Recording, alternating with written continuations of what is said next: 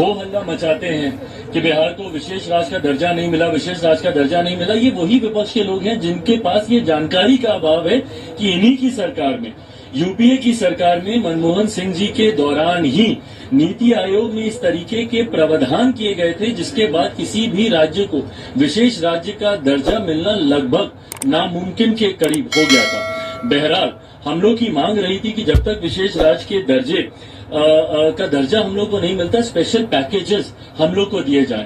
मैं धन्यवाद करूंगा मेरे प्रधानमंत्री आदरणीय नरेंद्र मोदी जी का, मैं धन्यवाद करूंगा हमारी वित्त मंत्री आदरणीय निर्मला सीतारमण जी का कि उन्होंने बिहार को जिस तरीके से स्पेशल पैकेजेस देकर, और मेरे लिए बिहारी होने के नाते खुशी की बात है, और मेरी पार्टी लोक जनशक्ति पार्टी रामविलास ने हमेशा बिहार फर्स्ट बिहारी फर्स्ट के विजन के साथ आगे बढ़ने का काम किया है। इस बजट में बिहार फर्स्ट बिहारी फर्स्ट को भी धरातल पर उतारने के प्रावधान दिए गए हैं। इन लोगों को अगर अपने राज्य में अगर गरीब नहीं दिखते, अपने राज्य में अगर इनको किसान नहीं दिखते, अपने राज्य में इनको मध्य वर्ग के लोग नहीं दिखते, अपने राज्य में इनको महिलाएं नहीं दिखती या युवा नहीं दिखते, तो मैं इनकी सोच के ऊपर कोई टिप्पणी नहीं करूंगा। जब इन हर इस वर्ग का जिक्र किया गया तो इस वर्ग से आने वाले हर व्यक्ति, भले वो किसी भी राज्य में रहता हो, उसकी सुविधा का जिक्र किया गया। एक विकसित भारत, एक आत्मनिर्भर भारत के लिए पूर्ण रूप से सुनिश्चित किया गया है। प्रधानमंत्री जी की जो सोच है कि अमृत काल से शताब्दी काल का सफर भारत का निश्चित रूप से एक विकसित भारत का रूप धारण करे, वो इस बजट का मुख्य अंश है।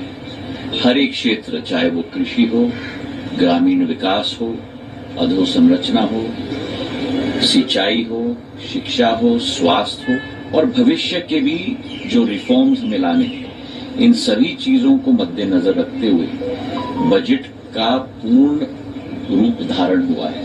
मैं बधाई देना चाहता हूं वित्त मंत्री जी को और प्रधानमंत्री जी के नेतृत्व में भारत इस विकास के पथ पे चलेगा। देखिए, बीएसई सेंसेक्स एक कंटिन्यूम है। अगर आप देखेंगे कि पिछले साल से आज तक 20,000 पॉइंट्स ऊपर बाजार चला गया है।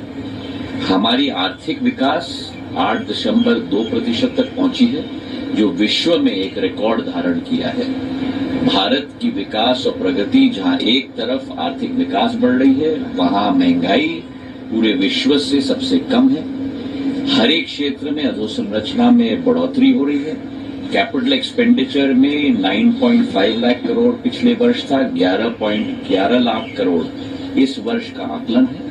हमारी एक capital expenditure investment oriented economy आज बन रही है, जो एक शुभ संकेत है। हम सबके लिए बहुत खुशी की बात है और हमने अपने मेडन स्पीच में भी एक मांग रखी थी कि बिहार को स्पेशल पैकेज और विशेष राज्य का दर्जा जरूर मिलना चाहिए। 14th कमीशन के बाद अगर 14th कमीशन की रिपोर्ट जो है उसके बाद विशेष राज्य का दर्जा किसी को नहीं मिला है और जो यूनियन बजट है वो उसी पे बनता है।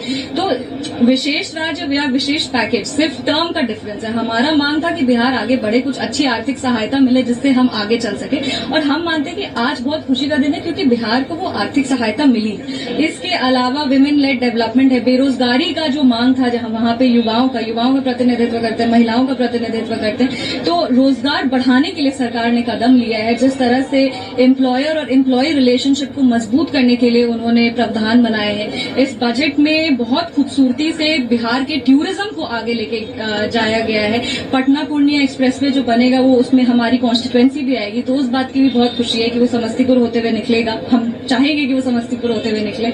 इसके अलावा आप देख सकते हैं कि जिस तरह से राजगीर, गया, बोध गया, नालंदा पे फोकस है टूरिस्ट विभाग का, तो ये सारी चीजें हम मानते हैं कि इससे बिहार बहुत आगे बढ़ेगा, विकास की गति को और रफ्तार मिलेगी और बहुत मजबूती से नए इन्वेस्टमेंट, नए इंफ्रास्ट्रक्चर और जो रोजगार का वहां समस्या था, ये सबको हम लोग ये सारी समस्याओं से डील करते हुए हम लोग आगे बढ़ेंगे।